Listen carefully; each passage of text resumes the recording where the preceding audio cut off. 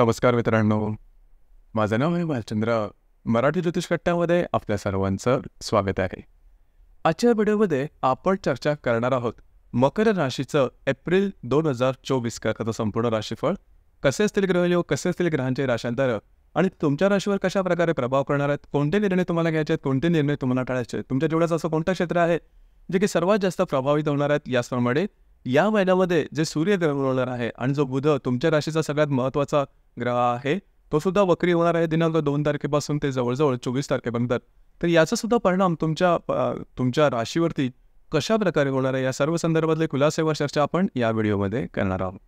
आपलं जे चॅनल आहे मराठी ज्योतिष कट्टा, या चॅनलद्वारे मेष राशीपासून ते मीन राशीपर्यंत सर्व ज्या 12 राशी आहेत, त्या सर्व 12 राशींचं एप्रिल 2024 करता राशीफळ काय असेल या संदर्भातले व्हिडिओ अपलोड झालेले आहेत. आपण त्याचा आनंद जरूर घ्या.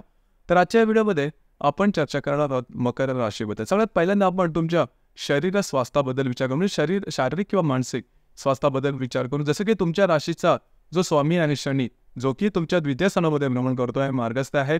तुमच्या राशीचा जो षष्ठेश आहे बुध, जो की तुमच्या चतुर्थ स्थानामध्ये भ्रमण करतोय, वक्री होणार आहे 2 तारखेनंतर आणि दिनांक 9 तारखेनंतर वक्री होऊन तो तुमच्या तृतीय स्थानामध्ये भ्रमण करणारा आहे आणि तृतीय स्थानामध्ये 25 तारखेनंतर तो मार्गस्थ होणार आहे. याचप्रमाणे तुमच्या राशीचा जो अष्टमेश आहे रवी, जो की तुमच्या तृतीय भ्रमण करतो 14 तारखेनंतर, तो तुमच्या चतुर्थ स्थानामध्ये भ्रमण करतो आणि तृतीय स्थानामध्ये असतानाच रवीचं किंवा सूर्यग्रहण हे सुद्धा होणार आहे. तर एकंदरीतच या सगळ्या ग्रहाचा विचार करायचा झाला तर आरोग्याच्या संदर्भात हा जो संपूर्ण महिना आहे तो काही तेवढासा चांगला नाही आहे. आरोग्याच्या संदर्भातले काही प्रॉब्लेम, कॉम्प्लिकेशन येणं, त्रास होणं किंवा काही गोष्टी टोकाच्या होणं, अशा प्रकारचे काही अनुभव तुम्हाला या महिन्यामध्ये येण्याचे संदर्भ बऱ्याच प्रमाणात आहेत. तर या संदर्भात काळजी घेणं गरजेचं राहील. कुठल्याही प्रकारची शारीरिक दुखणी किंवा शारीरिक त्रास जर का तुम्हाला झालाय तर थोडंसं अलर्ट राहा. गोष्टी टोकाच्या होणार नाही त्याकडे लक्ष देणं अतिशय महत्त्वपूर्ण राहील. वरवर वाढणाऱ्या गोष्टी प्रत्यक्षात मात्र एक वेगळ्याच प्रकारचं रूप धारण करतील आणि त्याचा त्रास, त्याचा स्ट्रेस, त्याचा टेन्शन तुम्हाला या महिन्यामध्ये जास्त प्रमाणात होईल. लक्षात घ्या, कुणाला काही कमिटमेंट, प्रॉमिसेस करणं यापासून लांब राहा. वादविवादामध्ये अजिबात जाऊ नका.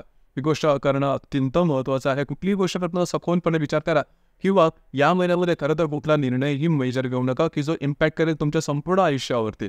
तर या संदर्भात काळजी घेणं अतिशय आवश्यक आहे. अलर्ट राहणं फार गरजेचं राहील. यानंतर आपण चर्चा करणार आहोत तुमचं जे आर्थिक स्थैर्य आहे हे नेमकं कशा प्रकारचं असेल. जसं की तुमच्या राशीचा जो धनेश आहे, शनी हा धनस्थानामध्येच भ्रमण करतो, तिथे मंगळसुद्धा विराजमान आहे. तुमच्या राशीचा जो पंचमेश आहे शुक्र, जो की तुमच्या तृतीय स्थानामध्ये भ्रमण करतोय 25 तारखेनंतर, तो तुमच्या चतुर्थात भ्रमण करेल.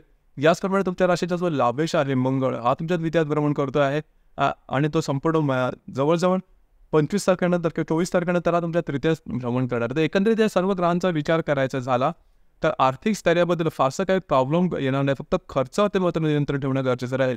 मंगळ, शनी हे दोन्ही ग्रह जे तुमच्या द्वितीय स्थानामध्ये दिसत आहेत हे तुमचा खर्च वाढवणार आहेत. अनपेक्षित, अनावश्यक अशा प्रकारचे खर्च तुम्हाला करायला लागतात. अर्थात तुमच्या राशीचं जे खर्चाचं गणित असतं ते नेमकं अचूक असतं, नेमकं असं तुम्हाला ठाऊक आहे पैसे कुठे, कधी, कसे खर्च करायचे. तरीसुद्धा काही गोष्टी अचानकपणे अशा समोर येतील की त्यामुळे खर्च तुम्हाला करावेच लागतील आणि ते वरवर पाहता किंवा सखोलपणे पाहतात सुद्धा थोडेसे अनावश्यक असेल पण ते तुम्हाला करावे मात्र लागतील.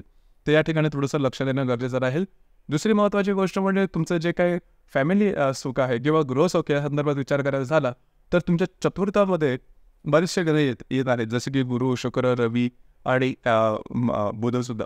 तर हे जे ग्रह आहेत या ग्रहांमुळे थोडंफार घरातल्या ज्या व्यक्ती असेल त्याच्यावर वरवरचे थोडेसे खटके उडू शकतील. आता त्यांच्याबरोबर नातेसंबंध तुमचे अतिशय चांगले राहतील.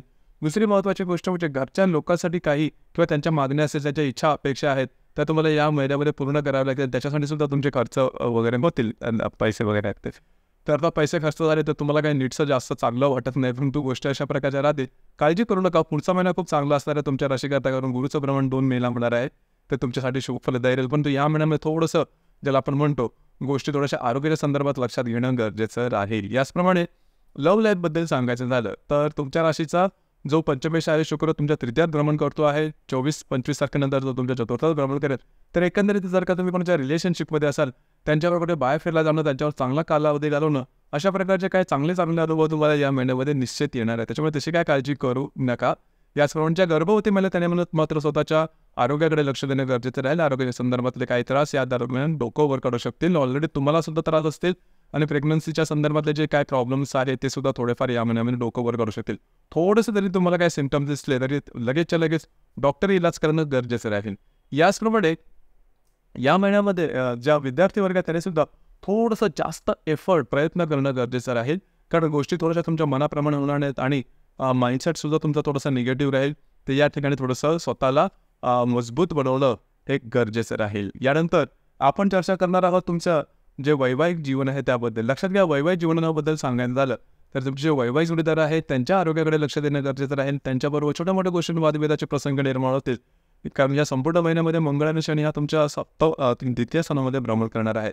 तो तुमच्या वैवाहिक जोडीदाराच्या आरोग्यावरती सुद्धा इफेक्ट करेल. तर अशा प्रकारचे काही त्रास मला जाणवले तर त्या संदर्भात काळजी घेणं आणि उपाय करणं गरजेचं राहील. याचप्रमाणे जे तुमचं कार्यक्षेत्र आहे त्या संदर्भात विचार करायचा झाला तर तुमचा जो दशमेश आहे किंवा ज्याला आपण कर्मेश म्हणतो, शुक्र हा तुमच्या तृतीयात भ्रमण करणार आहे आणि 25 तारखेनंतर तो तुमच्या चतुर्थात भ्रमण करणार आहे. तुमचं जे काही कार्यक्षेत्र असेल त्या संदर्भातले महत्त्वपूर्ण कागदोपत्री व्यवहार या महिन्यामध्ये होतील किंवा त्या संदर्भात तुम्हाला फिरायला वगैरे जास्त लागेल. अर्थात त्याचे काही चांगले अनुभवसुद्धा तुम्हाला येतील, परंतु थोडंसं दमछाक होईल तुमचं जे कार्यक्षेत्र आहे त्या संदर्भामध्ये. कधी कधी असंही वाटेल की आपल्याला जास्त अन्याय होतोय काय किंवा काय, तर जॉब स्विच वगैरे करायचं, तसं काही करू नका. तुमचे अंदाज चुकू शकतील, कारण ग्रहण तुमच्या तृतीयात आहे. तर लक्षात घ्या, ग्रहण तृतीयात आहे, बुधसुद्धा ठीक नाही. तर तुमची मानसिकता या महिन्यामध्ये म्हणावी तेवढी स्थिर असणार नाही. आणि मानसिकता स्थिर नसेल तर कुठल्याही प्रकारचे निर्णय, छोटे असेल किंवा मोठे, टाळा किंवा पुढच्या महिन्यात घ्या, कारण पुढचा महिना मगाशी सांगितल्याप्रमाणे चांगलं तयार होईल. तर या संदर्भात थोडंसं स्वतःला तयार करून घेणं गरजेचं राहील. यानंतर आपण चर्चा करणार आहोत ग्रहयोगांबद्दल, त्याचे परिणाम नेमके कशा प्रकारचे असेल. जसं की दिनांक 3 तारखेला शुक्र आणि नेपच्यूनची युती होणार आहे तुमच्या तृतीय स्थानामध्ये. आता ही जी युती आहे ती साधारण तुमचं जे रिलेशनशिपमध्ये व्यक्ती असते त्याच्याबरोबर थोडंसं गैरसमज वगैरे निर्माण होणं, ज्या गर्भवती महिला त्यांनी सुद्धा स्वतःच्या आरोग्याकडे लक्ष देणं गरजेचं राहील. याचप्रमाणे दिनांक 10 तारखेला मंगळ आणि शनीची युती होणार आहे. युती अतिशय महत्त्वाची आहे. द्वितीय स्थानात होणारे या खर्च अनावश्यक अपेक्षा जास्त होतील. घरातल्या म्हणजे पैशावरून वादविवाद होणं किंवा भांडणं वगैरे होणं, अशा प्रकारचे सुद्धा काही गोष्टी होतील. चिडचिड होणं स्वतःची, हा सुद्धा प्रकार साधारण दिसून येईल. आणि वैवाहिक जोडीदाराचे नातेसंबंध ताणले जाण्याची शक्यता या दरम्यान थोडीशी जास्त राहील. तर थोडंसं संयमानं वागणं गरजेचं राहील. याचप्रमाणे दिनांक 11 तारखेला रवी आणि बुधाची युती सुद्धा होणार आहे तुमच्या तृतीय स्थानामध्ये. अर्थात ही युती आहे ती युती तुम्हाला अशुभ फलदायी असण्याची शक्यता जास्त राहील. रवी जो की तुमच्या अष्टमेश आहे, बुध जो की षष्टमेश आणि तो वक्री पण आहे, त्याच्यामुळे स्ट्रेस टेन्शन या दरम्यान जास्त राहतील. अनपेक्षितपणे काही गोष्टी अशा प्रकारे डोळ्यासमोर येतील की त्यामुळे थोडंसं गोष्टी सहन करणं किंवा त्या मार्ग काढणं कठीण राहील. पण तुमची जी रास आहे जी जिद्द आणि चिकाटीसाठी प्रसिद्ध आहे आणि त्यामुळे तुम्ही त्याच्यातून मार्ग नक्की काढा. फक्त होईल असंच की थोडंसं स्ट्रेस या दरम्यान जास्त वाढल्यासारखा वाटेल. याचप्रमाणे दिनांक 19 तारखेला मंगळ जो की तुमच्या द्वितीयात भ्रमण करतो, त्याबरोबर गुरु शुक्र जे की गुरु आणि हर्षल जे की तुमच्या चतुर्थात भ्रमण करत आहेत, दोघांचा लाभ योग होणार. तर आर्थिक संदर्भात काय चांगले लाभ या दरम्यान मी फारसे चांगले म्हणणार नाही, पण साधारण समाधानकारक लाभ तुम्हाला या महिन्यामध्ये नक्की मिळतील. घरातल्या व्यक्तींबरोबरचे नातेसंबंध सुद्धा सुधारतील. तर एकंदरीतच सांगायचं झालं, आणि बुध शुक्राची सुद्धा युती आहे तुमच्या तृतीयात, ती सुद्धा तुम्हाला शुभफलदायी राहील. एकंदरीतच सांगायचं म्हटलं तर आरोग्य हे सगळ्यात जास्त महत्त्वाचं आहे या महिन्यामध्ये, मानसिक आणि शारीरिक. आणि तुमचे जे स्पेंडिंग्स असेल, तुमचे जे खर्च असेल त्यावर नियंत्रण ठेवणं गरजेचं राहील. जे सूर्यग्रहण आहे ते सूर्यग्रहण 8 तारखेला आहे, ते लक्षात घ्या.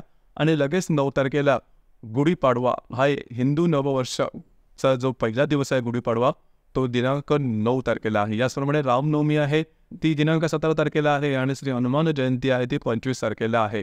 तर या तिन्ही सणांकरता मराठी ज्योतिष कट्टा परिवारातर्फे आपल्याला मनापासून शुभेच्छा. येणारं वर्ष हे तुम्हाला तुमच्या सर्व इच्छा आकांक्षा पूर्ण होवोत आणि तुम्हाला उत्तम आरोग्य लाभो आणि तुमच्या सर्व मनोकामना पूर्ण होवोत, हीच आमच्याकडून मनापासून शुभेच्छा. आपल्याला हा व्हिडिओ कसा वाटला, आपण त्याचा अनुभव कशा प्रकारे घेतला नक्की कळवा. आपले जे चॅनल आहे मराठी ज्योतिष कट्टा हे सुद्धा लाईक शेअर आणि सबस्क्राईब नक्की करा.